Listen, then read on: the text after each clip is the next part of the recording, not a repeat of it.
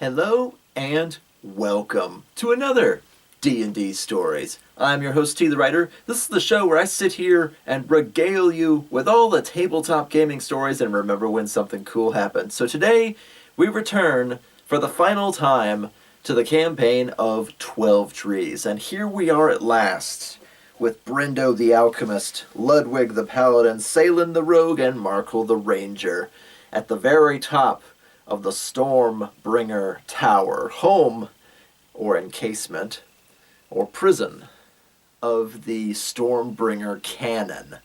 And we have arrived, we have defeated the topiary dragon, we have felled earth elementals, escaped escape rooms, and wandered the mazes outside the tower itself. Here we are at the very, very top. So the breadcrumb trail kind of ends here, and this is it. So, our heroes go and they examine the room. This is a big room of glass. It's the very top of the tower. It's built like a greenhouse.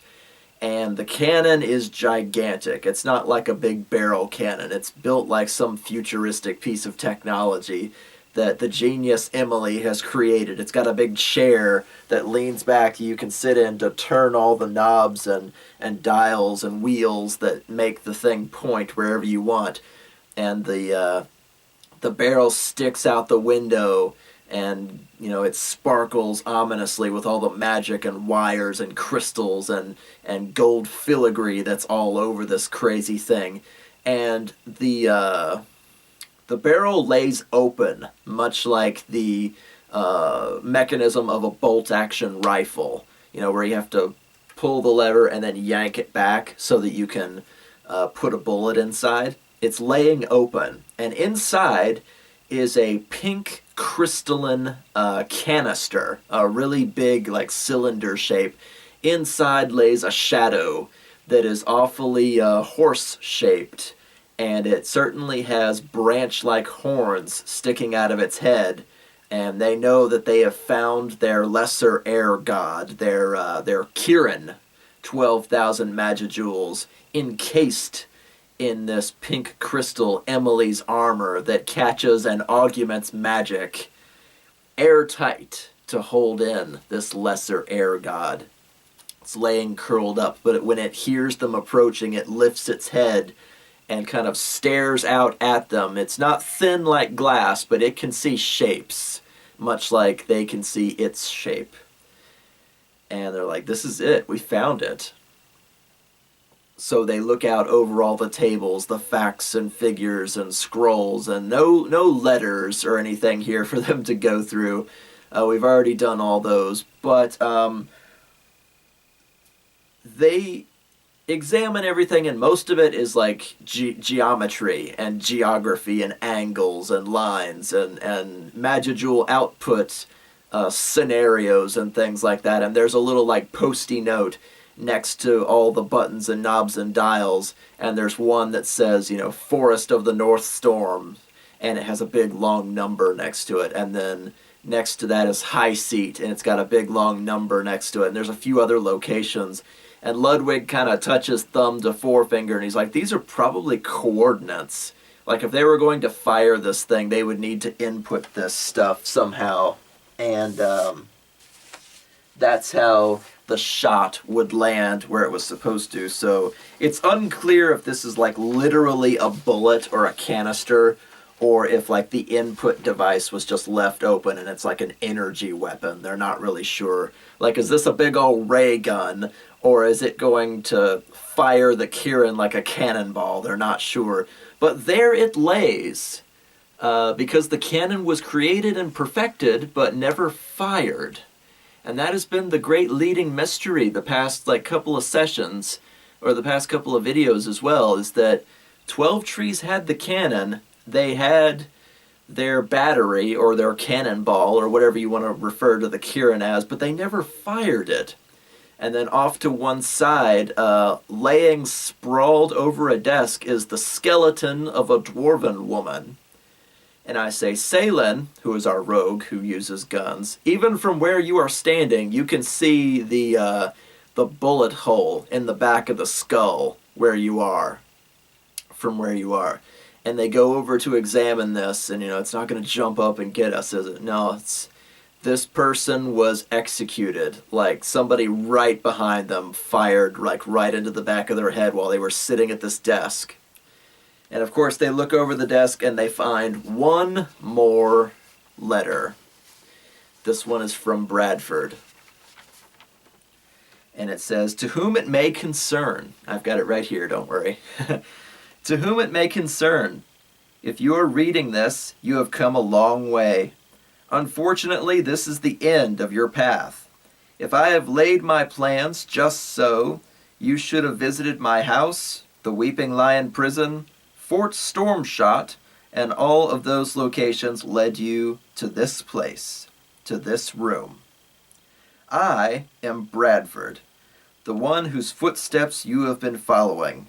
The woman at this desk was Emily. I killed her so that she would take all of her vast destructive knowledge with her. I have burned her notes so that the Stormbringer canon cannot ever be reproduced. Do you know that feeling when you stand atop a cliff looking down, the urge to jump, however fleeting? I do. And I was terrified by it when I spoke the intention aloud in the mirror. I planned to use the Stormcaller cannon, or the Stormbringer cannon, rather, to wipe out the city of High Seat. Then I planned to turn it on our foes to the north, a fellow sect of Druid called the North Storm. If you are reading this, then it means that I laid my own plans to waste and went through with the destruction of my fellows. While the Amazon bitch was certainly a wake-up call and Primus's death was a terrible blow to 12 Trees, none was a greater wrath than my own.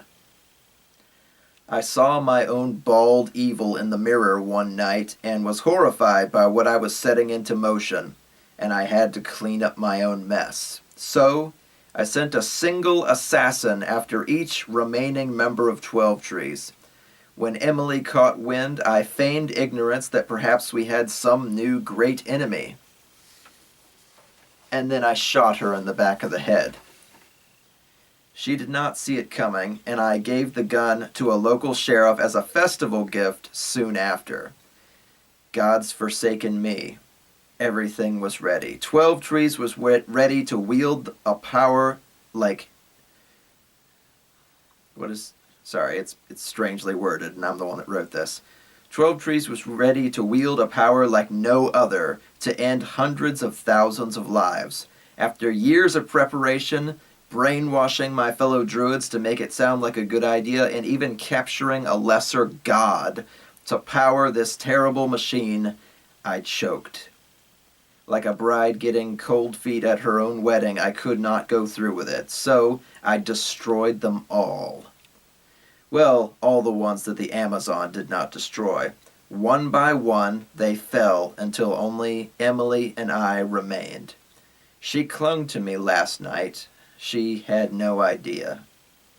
But there is one thing I could not do, coward that I am.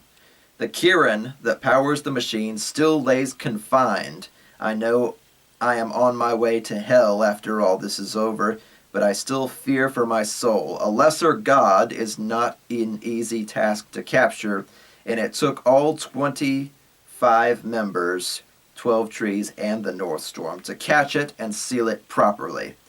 You must release it and put an ultimate end to this God's forsaken superweapon. It cannot fall into anyone's hands. Release the Kirin and go home. Forget this place. Forget me, and forget 12 Trees, and forget my legacy. You are all that remains of 12 Trees by blood. You are all that remains of 12 Trees by blood that is aware of the entirety of what has happened. Don't write a book. Don't tell the poor fools in Dewhurst. Let the knowledge die. Let the prison rot, let the fort gather dust, and let the tower crumble. When I arrive home, I will drink a poison that will leave no trace on me. Emily designed it to appear like a sudden illness before taking the life of its victim. I have no words of wisdom or comfort for you. Your family legacy is one of blood and death, of cults and city-destroying superweapons. The only small comfort I can offer is the house and property. No doubt it will fetch a pile of gold or make a very pretty bonfire if your disgust with me is passionate enough. Please be kind to Annabelle. She knows nothing and was not involved. Perhaps a fat stipend to see her on her way. That would be kind of you. I'm just sorry it took me over 50 years to work up the courage to end myself, and I deserve this end. I regret everything. I am so sorry. From Bradford Byron, 12 Trees. So, Bradford killed himself by poison. He sent assassins after the remainder of 12 Trees. He saw his plan about to come to fruition and could not go through with it. So he killed everyone that Vara had not already killed. He killed everyone and laid out the breadcrumbs for these guys to come along, and after he was dead and gone, to free the Kirin and not tell anybody, just to let everything disappear into the sands of time. And the party kind of sits down like at these tables with all these notes and other garbage, and they look at each other. It really is true. There's nobody left. They have come onto the tail end of a very tragic story, and none of these people are still alive.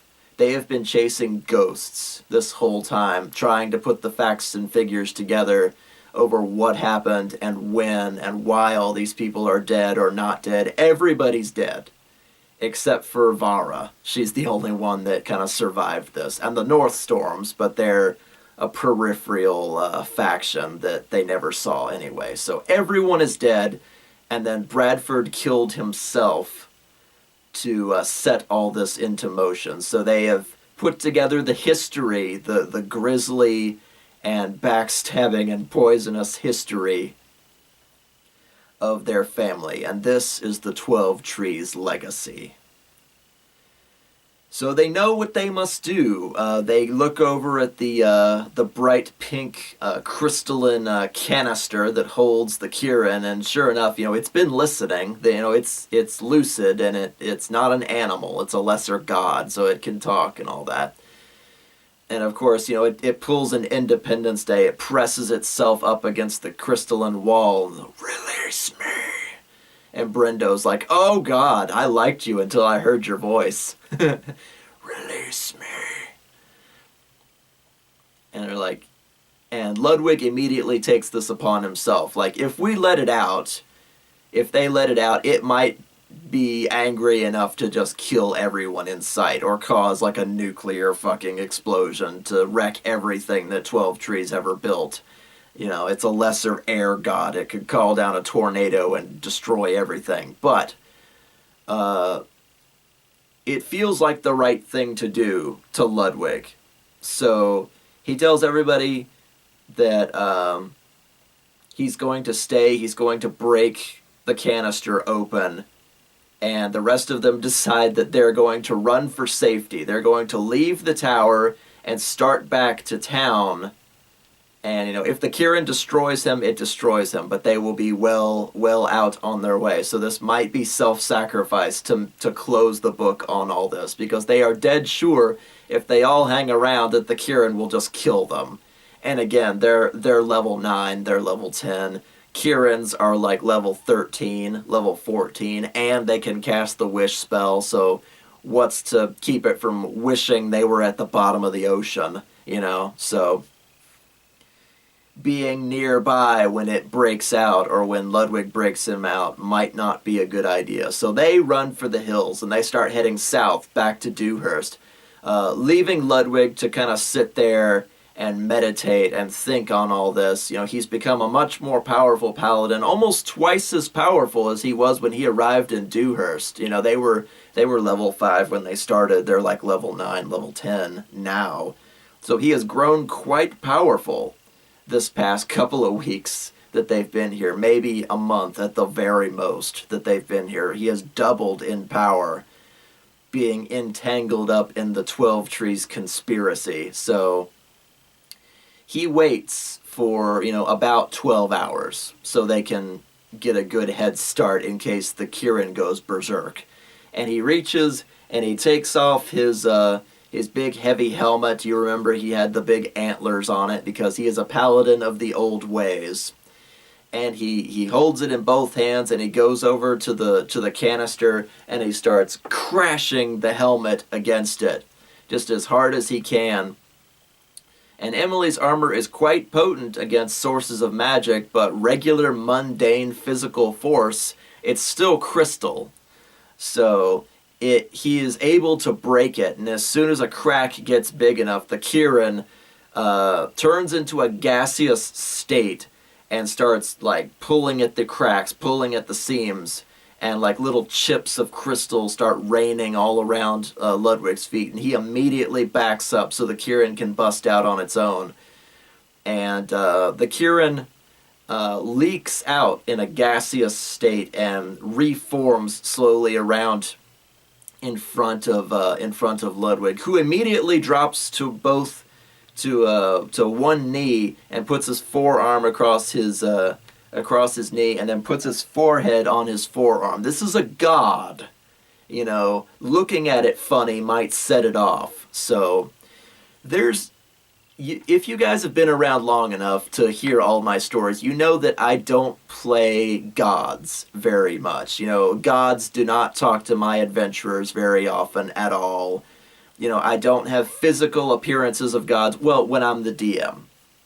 Because I'm very bad at portraying, high spirits, deities, demigods, things like that, because it feels too big and too high. And if somebody makes a fart joke or something, there goes the majesty. I don't really trust players to interact with gods and not get erased from existence for disrespecting them. You are an amoeba compared to them. And though a Kirin is certainly not on the tier of Paylor, it is still powerful enough to wreck everything around it. So Ludwig immediately goes to one knee, puts his forearm down, puts his forehead on his forearm. He doesn't even want to look at it. It is a being divine of the elemental plane of air, a lesser air god or a lesser cloud god, whatever you want to say. And he shows great reverence as it reforms into like a gigantic horse shape. It has a tree branch for a horn, and it has a dragon's tail, and it's got, fur, from the top of its head all the way down its back, past its withers, all the way down its spine. Just this majestic white and crystalline blue being with large black expressive eyes and onyx hooves as big as freaking dinner plates. It is a majestic, divine creature that has finally been released. It was probably in there for 50 years, 55 years, waiting patiently to be released after 25 druids ganged up on it and sealed it in that thing. And it slowly reforms around him, and Ludwig can feel the chilly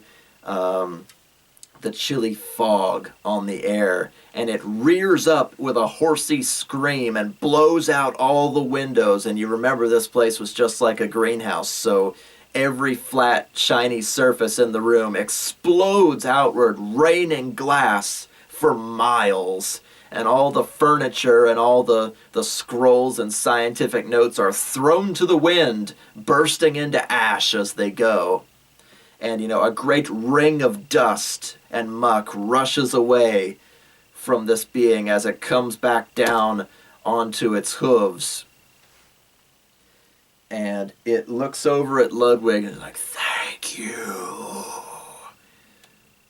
Like, it doesn't have a lot to say. "Release me" and "thank you" were almost it.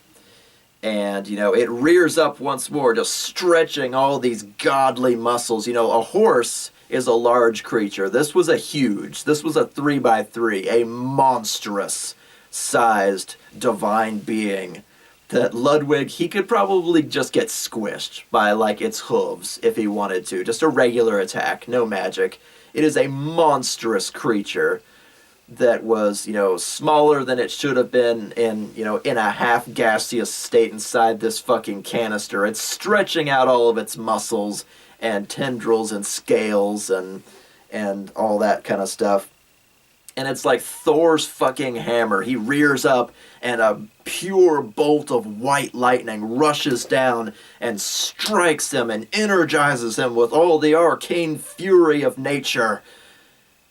And then finally it calms down and you can hear the soft sound of static going back and forth across its fur, back and forth between its hooves, between the prickles and twigs of its great branch-like horns, and it slowly turns towards Ludwig with magic and brightness and intelligence in its eyes, and it has a glowing outline like a being divine. And Ludwig kind of swallows a little, and he works up the courage to speak, because if it decides to go and destroy everything, Dewhurst is kind of screwed. So, he has just like one question. That's all he has the courage for. He says, "What will you do now, O Kirin?"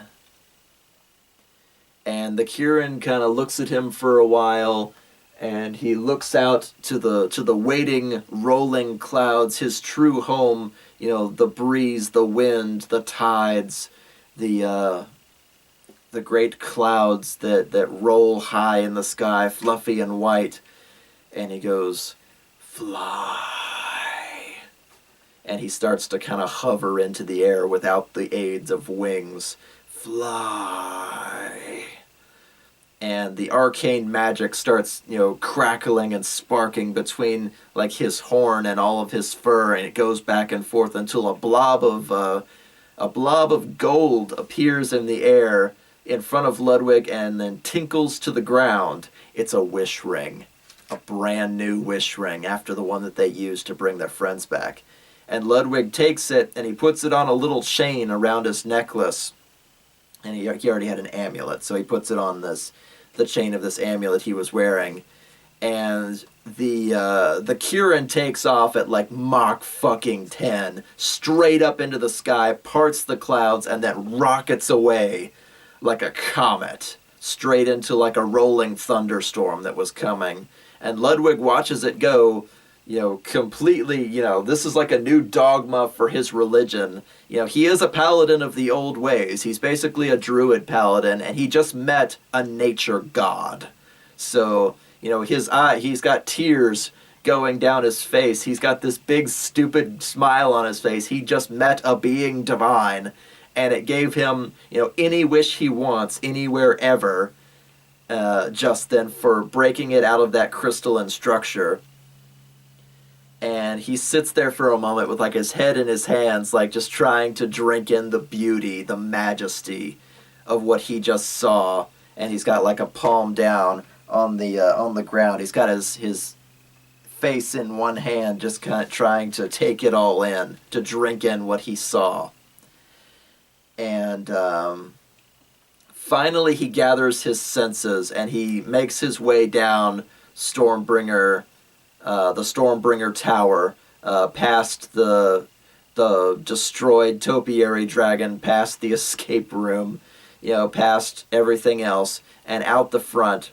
And he leaves the courtyard, and then he leaves the garden complex, the outside dungeon labyrinth that they had gone through.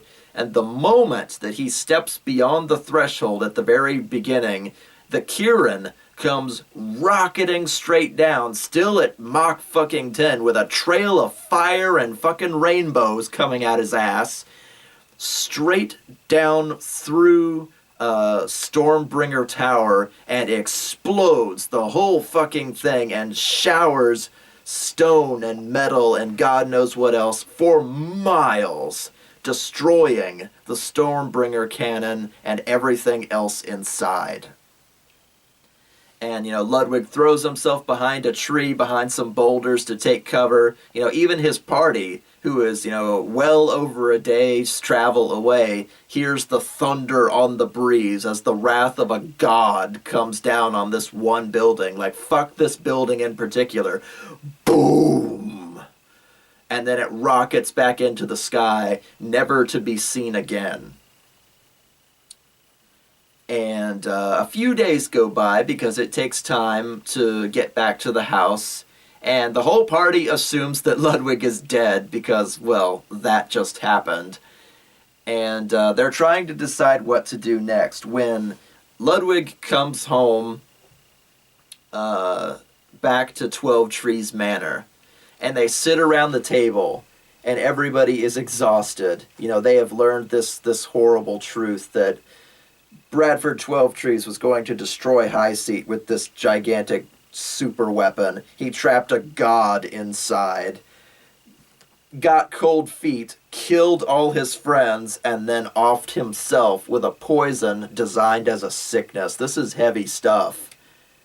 And, he sent letters out to bring his descendants in to find out the mystery and to finish up destroying his life's work. So, the story of Bradford 12 Trees was a terrible one at that, but all of the 12 Trees cult is gone, and all of their machinations are gone. And, the North Storms are nowhere to be found, at least not in this region, so they were chasing ghosts the entire time. They were just here to pull the trigger on the last event, which was to free the Kirin, because Bradford 12 Trees was too scared to, because it might have ripped his soul in half. So, though he be burning in hell, his work is complete now, thanks to his descendants. So, Brindo and Ludwig and Salen and Markle kind of sit around the table. Annabelle is serving them tea and coffee and biscuits, and Vara's there, saying her goodbyes because she has to return to Amazonia now that she knows all this is over. She has no reason to stay. So, she hugs Annabelle, she shakes hands with all the boys, she goes and she pets the horses because she's the queen of the hoofed beasts of yore, etc., etc. All the hoofed beasts love her. And she heads out towards the horizon with her spear in hand. So Vara heads off. After a while, they start discussing Bradford's letter. They sleep it off. They just start discussing Bradford's letter. They really don't need to go bother the sheriff like they thought, because if Bradford killed Emily and then gifted the gun to the sheriff, then he really didn't know anything. It was just a nice gift. And technically his letter was right. The best thing they could really do is not say anything and kind of let the legend die. So I say, okay, that's kind of the end of the campaign. What are you guys going to do now? And Markle, our ranger, kind of steps up first. And he's like, I've lived a life of adventuring. I have gained so much experience, and I have some new brothers now. And he's kind of like arm in arm with them for a while.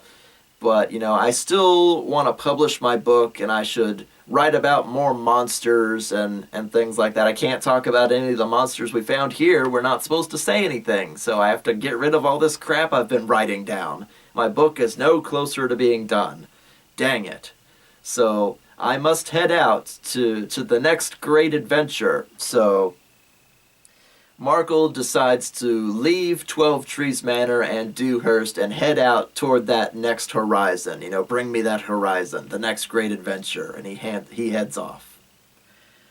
Ludwig decides to stay in the Forest of 12 Trees for a while, and he builds a shrine to the Kirin, like a proper stone shrine with filigree and an offering bowl and incense walks, and a little little trail that leads up to it in a clearing somewhere that hopefully the Kirin will know that it is free and respected by the populace, and the others will be able to kind of spread stories that there is a benevolent, lesser air god that looks over the forest of 12 trees, and that everything will be okay. That Red Horn is gone and kind of conveniently been replaced by another hooved beast that wields magic out of its horn. But this one can fly, and he's good. So the Kirin becomes the new god of the 12 Trees forest instead of the terror that was Redhorn.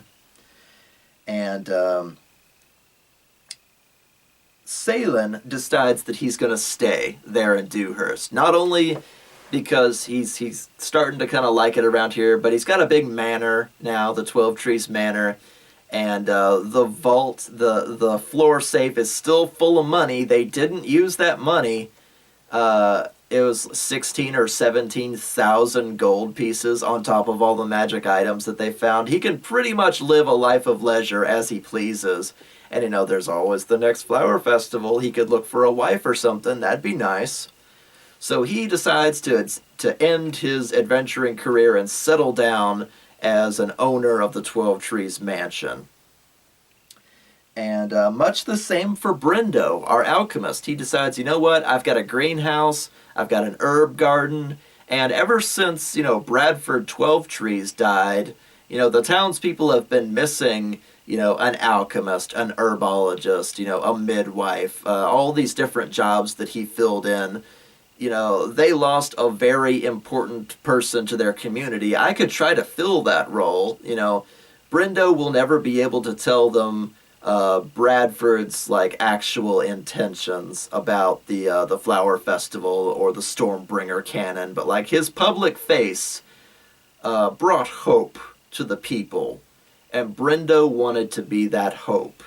So the master alchemist decided to settle down to live with his new brother Salen there in the 12 Trees Manor, and to be a new beacon of knowledge and alchemy and medicinal knowledge, because he's been their de facto healer the whole time, or their devoted healer up to now, mixing potions and high-fiving people to heal their wounds, etc., etc. So he would build a grand reputation for being a great asset to the community.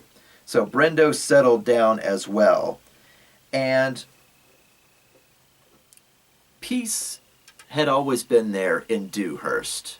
They weren't afraid of anything other than Redhorn himself. They had no idea the conspiracy, the problems, the prisons, the forts, the giant super weapons in their own backyard, and they would go on to live in ignorance because our heroes would never write this down. They would never breathe a word.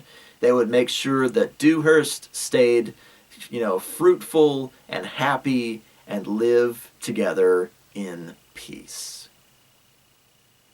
The end. So, I think the 12 Trees campaign went really, really well. I wanted to build it backwards so that it would kind of portray itself as a mystery, because there's nothing I hate more than, being in a campaign or running a campaign where the players are 5 steps ahead of you, where they know what's going to happen. I feel like I did an okay job building a mystery, building up to this point to where they're finding out who these people were and what they were doing, then why they were doing it, and then what they were going to do about it. The Stormbringer cannon, my god, wipe out a whole city. But I felt like it was okay. I did an okay job with it. It could have been better. I mean, the ghost subplot really didn't go anywhere, and then Ludwig made sure that it didn't go anywhere. And it was only 5 or 6 games. It wasn't a lot. It was 3 dungeons and a house. So it wasn't a super complicated save the world kind of campaign, but they don't always have to be that way. I just wanted to write, I really, really wanted to write a campaign where nobody knew what was going to happen next. And that was really hard to do. And I don't know if that was very effective or if they knew and weren't saying anything. Tell me in the comments below. Did you predict the end of this story, or did you know what was going to happen step by step? I don't know. I try to challenge myself with my campaign concepts. to try and do something new to make a good campaign. So did that sound like a good campaign to you? Let me know in the comments below. Also, I promised I was going to show you guys where I got the idea for 12 trees. So here in my hand, you can unminimize me if you would.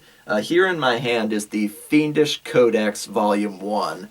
It's one of the slimmer splat books back from 3.5. And for those of you that are playing at home and have this book, if you would flip to page 134, you'll find the article entry for 12 trees. And I can kind of show you the picture a little bit here. You know, it's 12 creepy dudes standing around in a culty druid circle looking thing with some ominous looking oaks, and in the middle is a dead unicorn being sacrificed by a demon and stuff like that. So this picture by itself and the name inspired this whole campaign. I didn't actually read it. I really should, but I saw the name 12 Trees and then looked at the picture and I was like, I've got an idea, and I shut the book and put it away. So, hopefully that was a good story. Hopefully you guys enjoyed that. I know I did. It was a great campaign to run. So, I guess that's where we will leave off for today. So, I hope you enjoyed that story, and I will see you guys next time on D&D Stories. Keep gaming. Hi guys, T here. Remember to hit that like button for me on your way out. If you'd like to see artwork and maps from my gaming table, check out the D&D Stories Facebook page. Also, I have a Patreon if you'd like to toss a few gold pieces into your humble bard's hat. Links in the description below. Keep gaming!